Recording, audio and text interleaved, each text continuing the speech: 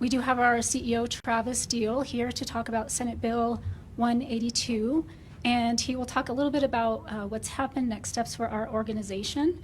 And then Dan Hodges, who is our government affairs manager, will also speak, will be available for questions. So if you have questions about the legislation, Dan Hodges will be available, and he's here in the back. And with that, I'll kick it over to Travis.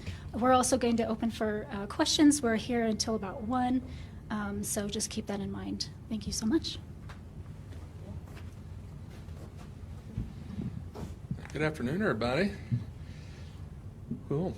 Well, thank you for being here today. So my name is Travis Dill, Chief Executive Officer at Colorado Springs Utilities, and here to talk a little bit on an update around Senate Bill 182. So this has been in the works for quite a while, a very collaborative process between the Governor's Office, Colorado Springs Utilities, a lot of key stakeholder groups. And this bill was sponsored, by Senator Snyder, Senator Simpson, as well as Minority Leader Caldwell, and especially thanks to Representative Pascal for this. So basically, as you can see those names, there's bipartisan support. So Colorado Springs Utilities, we're through at a transition point. We're a growing city and we're starting to transition. And we have an asset, which is our Nixon Power Plant, that was being required to be shut down by the end of 2029. So we reached out to the state a little over a year ago and started asking for some help with this date to try to find a path forward to utilize this asset that our communities really paid for, to make sure we have this available for us to help through this transition and to hopefully defer any future cost that may entail from that. So we got through the process. It was very lengthy, had a lot of support from the community, a lot of support from key individuals that really understood what we're trying to do here is the right thing, support energy transition, support a growing community, and utilize an asset that we currently have. So really, what does that mean for Colorado Springs Utilities? Now, this coal plant will be utilized, through 3 more years of process and up through 2032. So really, you're looking at the low end of probably $200 million, and actually quite a bit above that this will actually, save us over the next 3 years of having to go out and acquire that type of power in the future.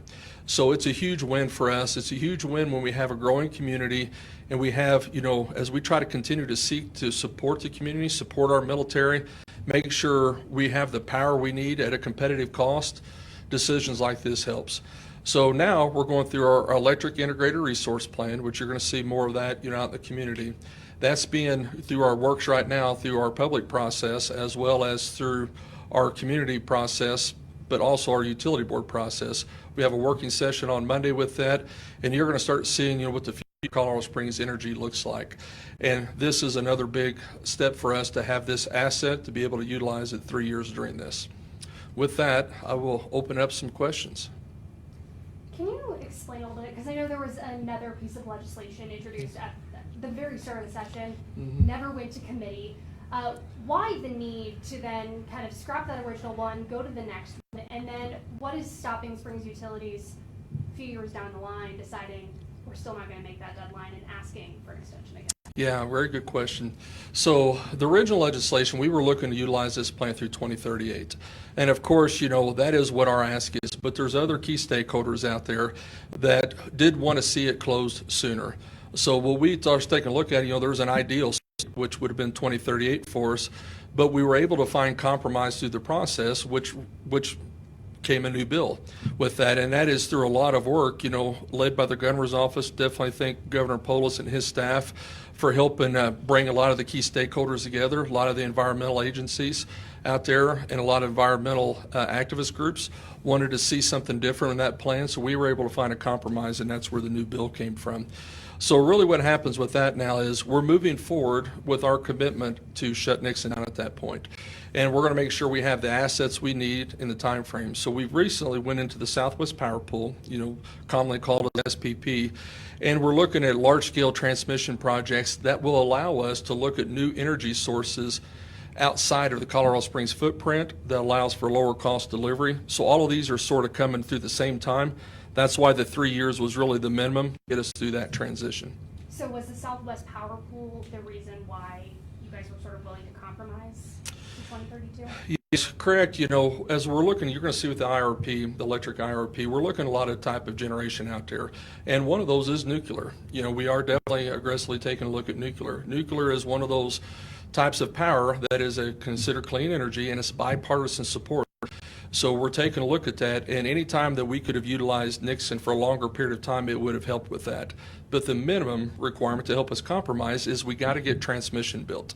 For us to look at renewables, and you see a lot of stuff in the media right now with transmission being built out in the counties and some of these solar projects, we want to utilize current transmission and upgraded transmission and connect to other pathways for like us to get into Wyoming and other areas. And that's what SPP and the RTO does for us. It gives us connections in areas we didn't have previously. So we feel we can actually meet our commitment and stay competitive on prices with this. And I just want to clarify, so who was not on board with the original plan? How do you get a bipartisan bill on paper that doesn't move forward at all? Yeah, it wasn't to move forward. It's just you want to make sure that you're not running over anybody in the process. So we had great support from a lot of our NGOs out there. Sierra Club being one, and some of the other groups out there, where they definitely have strong beliefs. When it gets into coal type of generation, and we understand those. We understand those concerns, and we want to collaborate with those. And those groups come back, as well as some of our legislative personnel, and said, hey, is there anything we can do different, to get this down? If we think we can get this down, all parties can understand that we can move forward with this. And I think that's where we landed with this. If you're going to do nuclear, what's the time frame for that to happen? So nuclear right now is almost changing daily. Used to is 15 to 20 years. Now we're being told, 10 to 12 years, and sometimes that's less. The majority of nuclear really gets into the permitting process, and there's permitting reform being done, at the federal level. And of course, the state just, passed this as a clean energy option, last year through the process. So now, there's going to have to be a lot of, how do we get permitted in the state of Colorado and actually even in El Paso County. So I think permitting is the big question on the time frame. I don't think it's necessarily as much as the construction of the material as much as it is getting certified to be able to utilize nuclear, on our Clear Springs Ranch site. Now, I don't know much about this. The only thing I know about nuclear is it seems to me it takes a ton of water, and we don't have a ton of water like a big body of water or the ocean or lakes or stuff like that. Yeah, I wish we did. Yeah, it'd be weird. But what do you got to do about that, and how much water do you need, and where do you get that from? So as we start taking a look at bringing nuclear online, one of the things when you start looking at technology, you always want to weed out the fatal flaws, and water, of course, being one of those. That's why you didn't really see the traditional nuclears really west of Nebraska, pretty much there east, where you had more of abundance of water. These small modular reactors, the SMRs, which you'll hear that acronym a lot, utilizes a lot less water. So the team took a look at what SMRs are with current technology and the water available we have there. So we have, 700 megawatts down there. We have 200 megawatts at Nixon and 500 Front Range that utilize water. So if we come on with nuclear, those assets would obviously be offline Nixon first. Then at that point, we'd look at transition Front Range off. And the reduction of water of those plants would allow support to bring nuclear online. So it'd be a smaller nuclear plant? SMR, yeah, small modular reactors. So they're more module based, but they have a different type of whole process on cooling, so they utilize less water. And would the goal to be is to create enough power that you could also sell it if you had to? Ideally. You may do that already, and I don't know. Yeah, ideally. So once you go into the market, which we're in now, is we have to cover what our load is. They call it native load. So what Colorado Springs uses, day and night time, we have to have enough power to cover that. And anything else above that, of course, you could marginalize, through off-sale contracts. But we have to cover at least that. Our goal is to always at least cover that, and then when you're in a market, it dispatches the cheapest power available. Nuclear is being looked at right now through several avenues, some very small ones. I think you've seen recently, where Buckley's looking at that in Denver and others. So you're starting to see the military, ask for and look for nuclear as options. You're looking at a lot of manufacturing baseload. Nuclear does run through the night. It's considered baseload power. I think it sets us up very well to stay competitive now and long into the future. 80 years. It sort of sets up some of our energy future. If there's any extra, we sell on the market now when we have excess. So of course that would follow suit, with nuclear. Do you have a site picked out already where that would go? Yeah, so it'd be down at Clear Springs Ranch. It's actually where Nixon is now in Front Range. It's a very large part of the property we have that butts up to Fort Carson. So good neighbors, that actually like nuclear, so it's a good thing. Our military supports it, so that'd be the location we'd be looking at. And have you guys noticed a big decrease or increase since you shut down Drake? What's the power been like that? I know you had the gas turbines, that could be correct? Yes, correct. And have you guys noticed a big, but I don't know exactly how to ask it, but. No, Drake was a different plant. So Drake was one of those, it took 18 hours to start off and on. The units we have at Drake now, the aero derivatives, the gas units, takes about 5 minutes to 10. So why I call those is they're more expensive to run than some other technology, but they help work with renewables well. So if the sun's not there, the wind's not there, you can start those quickly and maintain reliability with these, where it's hard with coal units. You can't cycle those up and down. So gas units are a little bit more better with the world we live in with power generation and the requirement of renewables. Gas does respond better to those. So it's been more of a positive for Drake right now, being shut down and those gas units being there. And I know you mentioned that this new, smaller nuclear facility would be in the same place that Ray Nixon is. So with that, in this timeline that you guys are currently have on the governor's desk, would it then be a plan of, okay, we're gonna decommission and tear down Ray Nixon and then build up this nuclear infrastructure in its place, or are you gonna build it next to it? What would that look like? Well, once we get this through, we got to get it approved through our utility board process first. So if that's approved, then we'll start going into preliminary design of what that footprint would be. But I would presume we would actually build that adjacent to, so we could run construction ahead of time. But we'd have to go through design and really take a look at the site. All of that we're very early stages in that. I know that there's been concerns. You mentioned that by keeping Nixon open, it'll save about $200 million. I think was the number you threw out. There's been concerns over the Horizon Utility campus being built near the airport. Where is Utilities on today? Will it be moved?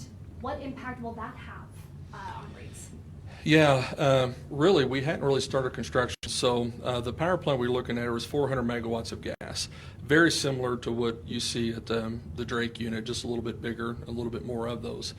So we were in the perfect time to be able to change course with really very little impact to us. So we're in the process now of evaluating our backup site, which we had at the same time. So we ran basically our environmental process through both sites. We always have contingency plans at Utilities. So once we evaluated that other site and we seen that we weren't going to be able to move forward with the current location, we've already been in contacts for a while now to move that down there if the siting and permitting works out, but we're still through the early phases of that. We've already reached out to several, and we think that is going to work fine down there for us.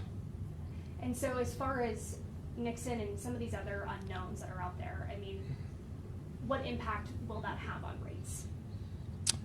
It should take less cost off of future rates. By having generation that we didn't have currently planned for 3 more years, that allows us to utilize that money for other types of needs, future generation, nuclear, any of these things, without having to go out and acquire more power. So basically 200 million plus is a relief of future rate pressure. So would there, if I'm reading between the lines, would there be the potential for a decrease, or, because I know that's not necessarily within like the market. Yeah, wouldn't be a decrease, but would be offsetting future increases. So, but it is a big benefit to the ratepayers. So ratepayers should anticipate bills staying relatively the same, barring any market.